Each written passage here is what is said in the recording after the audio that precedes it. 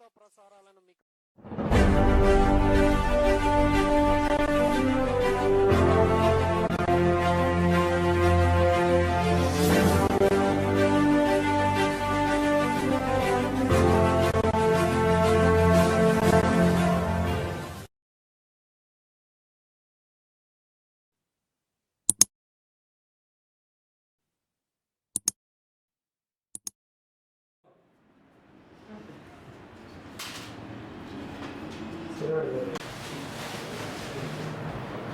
ఏం తీయాలి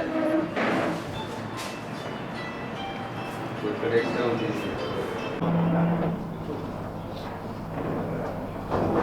ఇట్రా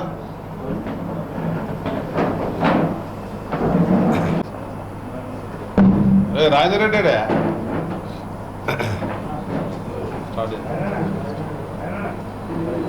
అందరికీ నమస్కారం.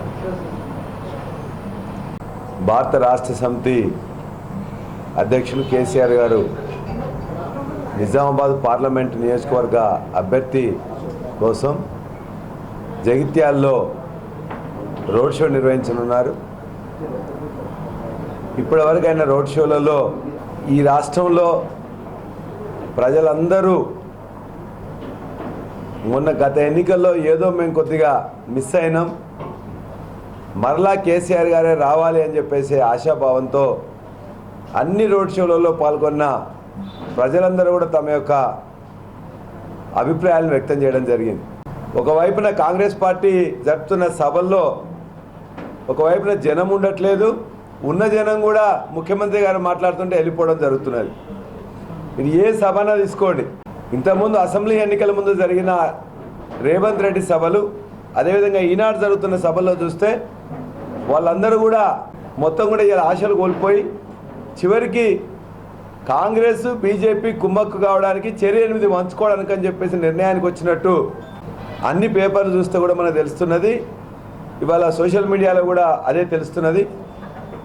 ఖచ్చితంగా కేసీఆర్ గారు రోడ్ షోలు మొదలుపెట్టిన తర్వాత మొత్తం గేమ్ చేంజర్గానే ఈ రోడ్ షోస్ ఉన్నాయి. మాకు పూర్తి విశ్వాసం ఉన్నది, 12 కంటే పైన సీట్లు ఈ రాష్ట్రంలో పార్లమెంట్ స్థానాలు మేము గెలుచుకోబోతున్నాం.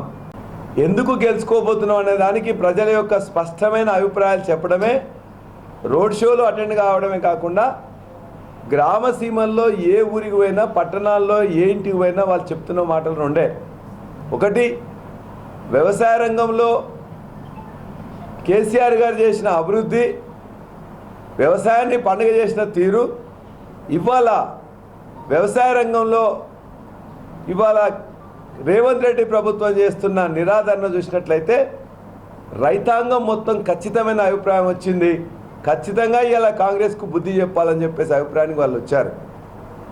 డిసెంబర్ 9న రుణమాఫీ వేస్తామని 2 లక్షలు వేస్తామని నమ్మబలికారు, అది చేయలేదు. తర్వాత 100 రోజుల్లో చేస్తామన్నారు, అది కూడా చేయలేదు. ఇవాళ ఓట్లు వేసుకుంటున్నారు.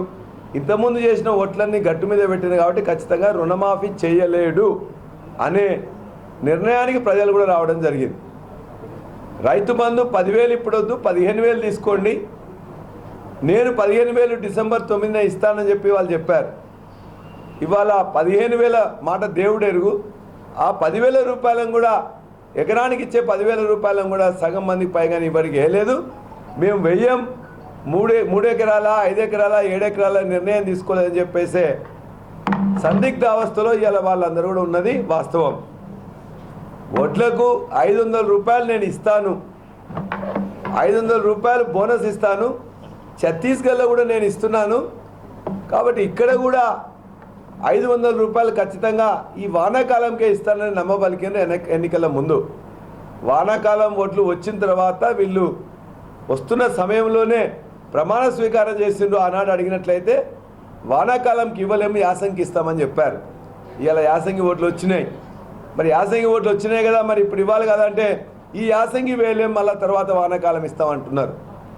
అంటే రుణమాఫీ చేయలేమని చెప్తున్నారు, రైతు బంధు 15,000 ఇవ్వలేమని చెప్తున్నారు, వడ్లకు 500 బోనస్ ప్రకటించడం కానీ వానాకాలం అంటే యాసంగి, యాసంగి అంటే వానాకాలం అని చెప్పేసి మాయమాటలు చెప్తున్నారు.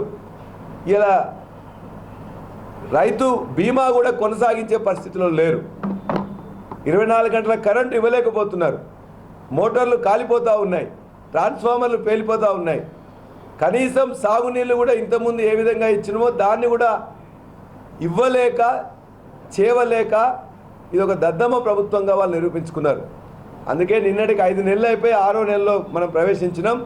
ఈ 6 నెలల కాలంలో వ్యవసాయ రంగానికి రేవంత్ రెడ్డి ప్రభుత్వం చేసిన నష్టం ఇంత అంతా కాదు. ప్రజలు రైతులు అల్లాడుతున్నారు. పండిన పంటను కూడా కొనే పరిస్థితి లేదు. గోనె సంచులు సరిగ్గా లేవు, కాంటాలు సరిగ్గా లేవు. ఇవాళ మొత్తం వాటిని తూర్పాల పడదామంటే కూడా కావాల్సిన మెషిన్లు లేవు. ఇవాళ కొనే నాదుడు లేడు. ఇవాళ కల్లాలలో 10 రోజులు 15 రోజులు మొత్తం కూడా వడ్లు అట్లే ఉంటున్నాయి. కాబట్టి ఇంత నష్టం చేసిన రేవంత్ రెడ్డి ప్రభుత్వానికి బుద్ధి చెప్పాలనే ఏకాభిప్రాయంతో రైతాంగం మొత్తం ఉందని చెప్పేసి మేము పోతుంటే తెలుస్తున్నది. రెండో అంశం, సంక్షేమం గురించి చాలా మాటలు చెప్పిండ్రు. 2500 రూపాయలు డిసెంబర్ 9న ప్రతి ఇంట్లో ఆడబిడ్డకి ఇస్తానని చెప్పారు. ఎవరికి ఇంతవరకు ఇవ్వలే. 2000 రూపాయలు ఉన్న పింఛను 4000 ఇస్తాం. 4000 ఇస్తే మీ మనోడు మనవరాలు వచ్చి కాళ్ళు ఒత్తుతారు, నువ్వు తీసుకో అమ్మాయి అని చెప్పేసి మాయమాటలు చెప్పారు. 4000 దేవుడు ఎరుగు 2000నే ఒక నెల జనవరి నెలలో ఇవ్వలేకపోయారు.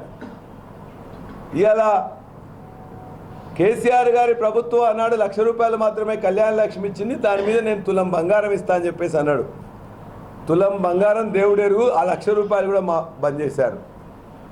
అంతేకాకుండా ఇవాళ అనేక సంక్షేమ కార్యక్రమాలు కేసీఆర్ కిట్ కానీ, న్యూట్రిషన్ కిట్ కానీ, ఇవాళ కళ్యాణ లక్ష్మి కానీ, షాదీ ముబారక్ కానీ ఒక్కటి కూడా ఈ 6 నెలల కాలంలో ఏ ఒక్కరు కూడా ఒక్కటి ఇవ్వలేదు. ఫీజు రీఎంబర్స్మెంట్ బంద్ అయింది, ఆరోగ్యశ్రీ నిధులు బంద్ అయినాయి. చివరికి ఇలా విద్యార్థులం కానీ నిరుద్యోగులం కానీ నమ్మబలికారు. మేము 50,000 మందితో డిఎస్సి మెగా డిఎస్సి వేస్తాము. మేము ఆనాడే చెప్పినాం, 7,000 మందికి మేము ఇచ్చినాం, 3,000 మంది మార్చిలో రిటైర్ అవుతారని చెప్పినాం. కాదు నేను వచ్చిన తర్వాత 50,000 మందితో మెగా డిఎస్సి వేస్తా అన్నాడు. ఎందుకు మెగా డిఎస్సి వేయలేదు? మేము ఇచ్చిన 7,000కే 3,000 కలిపి 10,000 ఎందుకు ఇచ్చినామని ఇలా నిరుద్యోగ మిత్రులందరూ అడుగుతున్నారు. నమ్మబలికాడు ఖచ్చితంగా 4,000 రూపాయలు నేను ఇస్తాను. ఈయన రేవంత్ రెడ్డి మాట్లాడితే రేవంత్ రెడ్డికి ఎండార్స్ చేసినట్టు ప్రియాంక గాంధీ, రాహుల్ గాంధీ కూడా ఖచ్చితంగా 4,000 ఇస్తామన్నారు.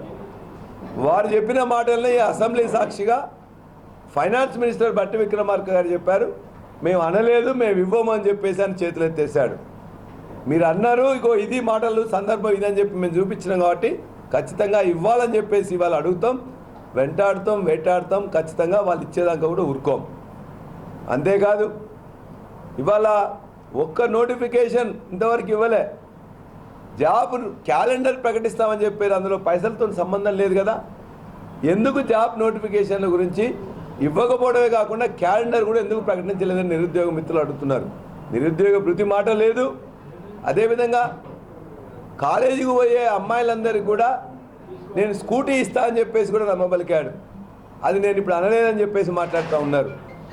అంటే నిరుద్యోగులకు నిరుద్యోగ భృతి ఇవ్వవు, జాబ్ నోటిఫికేషన్లు ఇవ్వవు, జాబ్ క్యాలెండర్ ఇవ్వవు, మెగా డిఎస్సి ఇవ్వవు. ఇవాళ నమ్మబలికిన తర్వాత వాళ్ళందరూ కూడా కసితో ఉన్నారు. యువత మొత్తం కూడా ఖచ్చితంగా రేవంత్ రెడ్డి ప్రభుత్వానికి బుద్ధి చెప్పాలనే భావనలో ఉన్నారు. చివరిగా ఇవాళ పార్లమెంట్లో ఎప్పుడైనా ఏదైనా 10 సంవత్సరాల నుంచి వెళ్ళి ఎంతమంది ఉన్నా గట్టిగా మాట్లాడింది తెలంగాణ రాష్ట్ర సమితి. ఆనాడైతే భారత రాష్ట్ర సమితి ఈనాడు మాట్లాడుతుంది. మా హిస్సా, మా వాటా, మా హక్కుగా మాకు రావాల్సింది. మేము కూడా ఇవాళ భారతదేశ నిధికి, భారతదేశ కేంద్ర ప్రభుత్వానికి ఏదైతే పన్నులు కడుతున్నామో ఆ పన్నుల్లో బరాబర్గా మా వాటా రావాలని చెప్పేసి అడిగే దమ్ము, ధైర్యం, నీతి, నిజాయితీ మా భారత రాష్ట్ర సమితి ఎంపీ సభ్యులు, ఎంపీలకు మాత్రమే ఉంటుంది. కాబట్టి ఖచ్చితంగా మా ఎంపీలు గెలిస్తేనే తెలంగాణకు ఉపయోగం, నిజామాబాద్కు ఉపయోగం. నిజామాబాద్ పార్లమెంట్ సభ్యుడిగా ఎన్నికైన అరవింద్ ఏం చెప్పాడు? ఖచ్చితంగా పసుపు బోర్డు పెడతా అని చెప్పేసి నమ్మ పలికిండు. తను అనేక బాండ్ పేపర్లు ఇచ్చిండు. ఇలా బాండ్ పేపర్లు గాలికి వెళ్ళిపోయినాయి, గాలి మాటలు మాట్లాడుతూ ఉన్నాడు. ఇవాళ మా అభ్యర్థి ఇలా బ్రహ్మాండంగా బాగా చాలాసార్లు రాజకీయ అనుభవం ఉండి మచ్చలేని నాయకుడు ఇవాళ ఖచ్చితంగా అద్భుతమైన మెజార్టీతో గెలవబోతున్నాడు. ఇవాళ బీజేపీ, కాంగ్రెస్ ఇంతకుముందు కుమ్మక్కైనట్టుగానే ఇక్కడ ఇద్దరు కుమ్మక్కవుతున్నారు. వాళ్ళు ఎన్ని పార్టీలుగా కుమ్మక్కైనా ప్రజలందరూ ఒకటే కుమ్మక్కయ్యను భారత రాష్ట్ర సమితికి వేయాలని. కాబట్టి ఖచ్చితంగా రేపు ర్యాలీతో ఈ యొక్క నిర్ణయం భారత రాష్ట్ర సమితి నిజామాబాద్ కోట మీద ఖచ్చితంగా గులాబీ జెండా ఎగరవేడే ఖాయమని చెప్పేసి మీరందరూ కూడా చూస్తారు. ఆ స్పందన చూస్తే, ఆ ఎమోషన్ చూస్తే, ఆ అటాచ్మెంట్ చూస్తే ఇలా కేసీఆర్ గారు వారి మీద ఖచ్చితంగా 14 సంవత్సరంలో ఉద్యమ నాయకుడు మరలా తిరిగి వస్తున్నాడు. ఖచ్చితంగా ఈయనను మిస్ అయినాం, ఈయనకు అండగా ఉండాలి, ఈయనకు ఆశీర్వాదం ఇవ్వాలని చెప్పి దాంతో వస్తున్నారు. కాబట్టి జగిత్యాల, కోరుట్ల, అదేవిధంగా చుట్టుపక్కల ప్రాంతాల వాళ్ళందరూ కూడా విజ్ఞప్తి చేస్తున్నాం. ఖచ్చితంగా ఈ ర్యాలీలో అమితంగా పాల్గొనాలి, ర్యాలీని సక్సెస్ చేయాలి, చివరిగా మన యొక్క పార్లమెంట్ అభ్యర్థిని గెలిపించాలని చెప్పి భారత రాష్ట్ర సమితి తరఫున నేను విజ్ఞప్తి చేస్తున్నా. జై తెలంగాణ, జై కేసీఆర్.